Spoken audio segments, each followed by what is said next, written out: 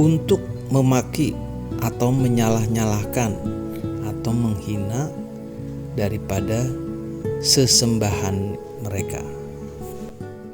Bismillahirrahmanirrahim.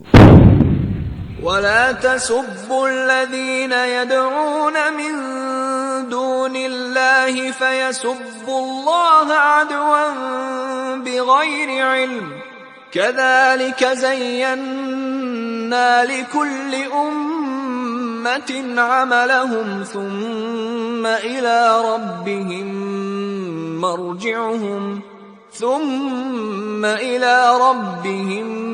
مرجعهم فينبئهم بما كانوا يعملون.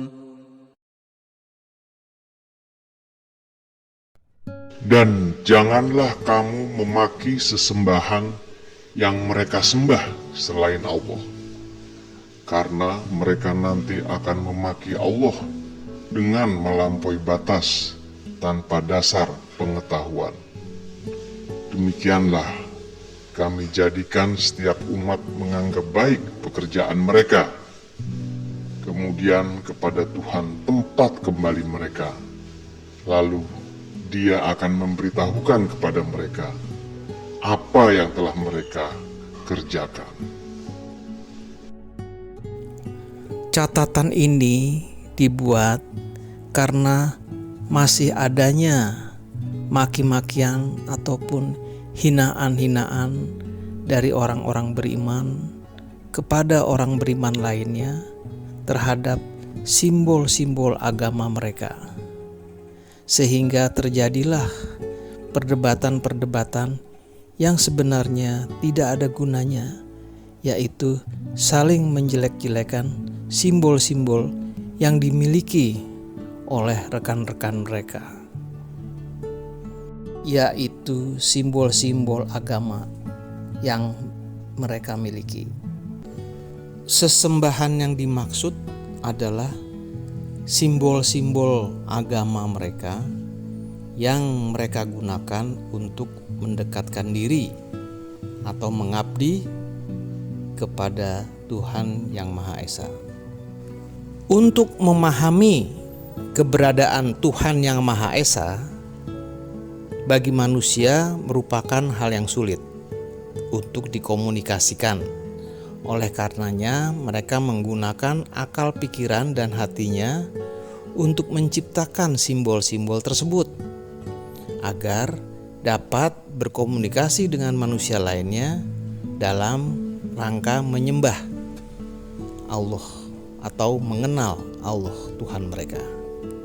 Simbol yang mereka gunakan bisa berupa kata-kata, berupa gambar, berupa benda-benda mati, berupa manusia, bahkan berupa ritual yang mereka lakukan untuk menyembah, mengabdi kepada Tuhan. Jadi simbol tersebut adalah merupakan media komunikasi. Sebagaimana contoh bahwa agama Islam mengenal Tuhannya dengan simbol bulan dan bintang. Ya, agama lain mungkin dengan salib, agama lain dengan bintang, dan lain sebagainya. Semua itu berbeda-beda dikarenakan orang yang ingin menyebarkan agama itu memiliki kemampuan yang berbeda-beda, sehingga hasilnya pun sangat berbeda-beda. Namun tujuan mereka adalah sama, yaitu ingin mengkomunikasikan kepada semua orang, semua manusia untuk mengabdi atau menyembah Tuhan Yang Maha Esa. Oleh karena hal tersebutlah, maka di dalam Al-Quran jelas-jelas dituliskan atau diperintahkan kepada orang-orang beriman untuk tidak saling memaki sesembahan atau simbol-simbol yang digunakan oleh manusia lain dalam menyembah atau mengenal Tuhan mereka. Di dalam surat Al-An'am ayat 108 terdapat 3 pesan yang sangat mendalam bagi kita semua, bagi orang-orang beriman.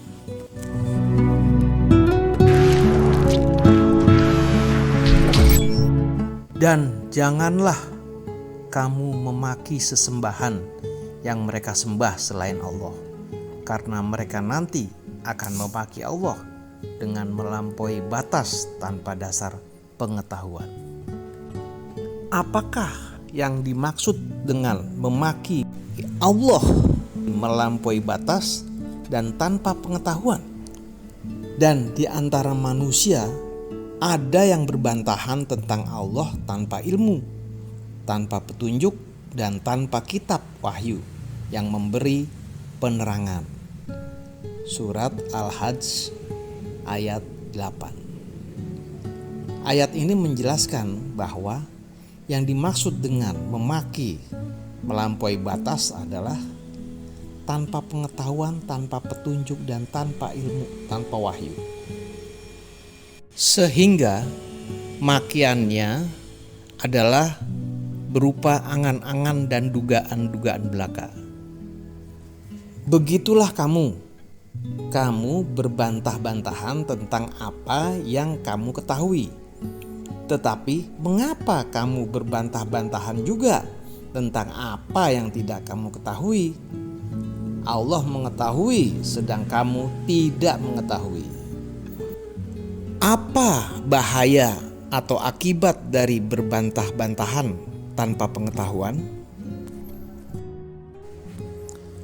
Dan di antara manusia ada yang berbantahan tentang Allah tanpa ilmu dan hanya mengikuti para setan yang sangat jahat.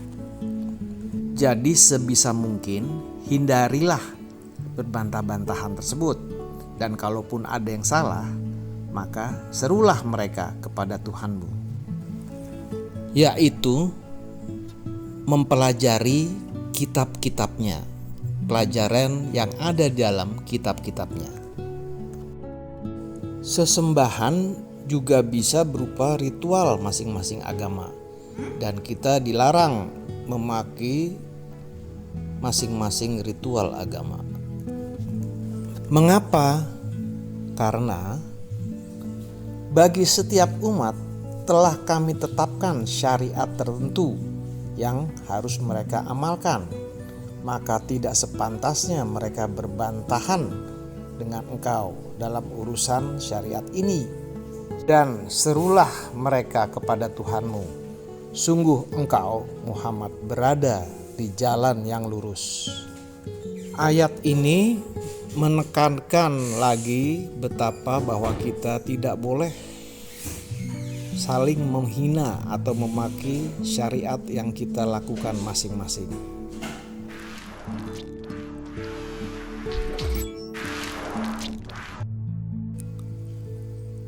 Pelajaran kedua adalah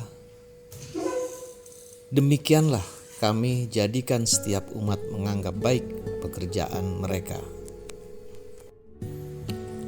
Allah berfirman, "Wahai iblis, apakah yang menghalangi kamu sujud kepada yang telah aku ciptakan dengan kekuasaanku?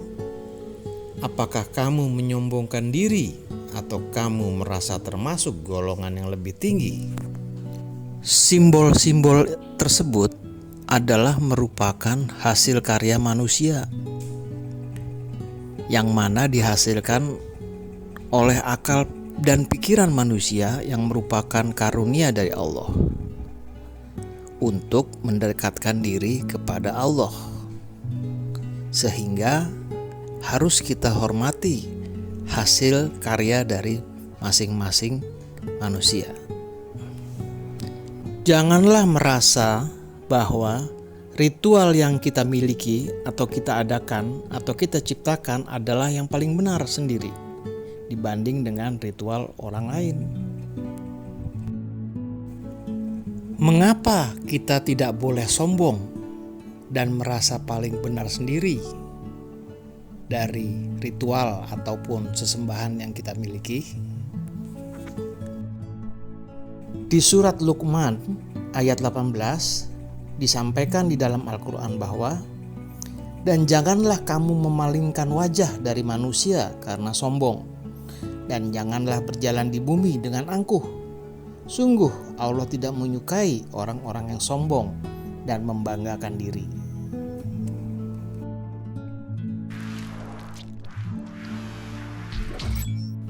Pelajaran ketiga dari surat Al-An'am ayat 108 adalah, kemudian kepada Tuhan tempat kembali mereka, lalu Dia akan memberitahukan kepada mereka apa yang telah mereka kerjakan. Apa yang dimaksud dengan pelajaran ketiga tersebut? Di surat Al-Baqarah ayat 225 disampaikan oleh Al-Quran sebagai berikut. Allah tidak menghukum kamu karena sumpahmu yang tidak kamu sengaja, tetapi Dia menghukum kamu karena niat yang terkandung dalam hatimu. Allah Maha Pengampun, Maha Penyantun. Ayat tersebut memberikan pelajaran bahwa Allah mengetahui isi hati manusia, sehingga apa yang dilakukannya itu akan diberitahu kelak, apakah salah atau benar, sehingga manusia lain tidak berhak untuk menghakimi mereka dengan memberi makian ataupun menghina apa yang telah mereka simbolkan untuk mendekatkan diri kepada Tuhan. Di surat Al-Imran ayat 29 juga disampaikan bahwa, katakanlah, jika kamu sembunyikan apa yang ada dalam hatimu atau kamu nyatakan, Allah pasti mengetahuinya. Dia mengetahui apa yang ada di langit dan apa yang ada di bumi. Allah Maha Kuasa atas segala sesuatu. Jadi, apa yang terjadi di dalam hati kedua orang tersebut, baik orang yang memaki maupun orang yang dimaki sesembahannya, Allah mengetahui isi hati mereka. Allah mengetahui mana yang memiliki niat yang suci, mana yang memiliki niat yang tidak baik. Apabila yang memaki memiliki rasa sombong atau merasa benar sendiri, dan yang dimaki tidak mau diberitahu ataupun diseru dengan nama Allah, maka Allah mengetahui dan mengembalikan semua itu kepada mereka sesuai dengan janji Allah, yaitu memberikan balasan yang sempurna bagi keduanya. Demikian pula pada surat Al-Anfal ayat 49 disampaikan bahwa, ingatlah ketika orang-orang munafik dan orang-orang yang ada penyakit di dalam hatinya berkata, mereka itu, orang mukmin, ditipu agamanya. Allah berfirman, barang siapa bertawakal kepada Allah, ketahuilah bahwa Allah Maha Perkasa, Maha Bijaksana. Jadi di dalam menyikapi bagaimana sesembahan orang lain adalah dengan cara bertawakal. Serahkanlah semua kepada Allah. Karena Allah lah yang mengetahui isi hati hamba-hambanya. Apakah mereka benar-benar menyembah Allah atau mereka hanya bersenda gurau saja.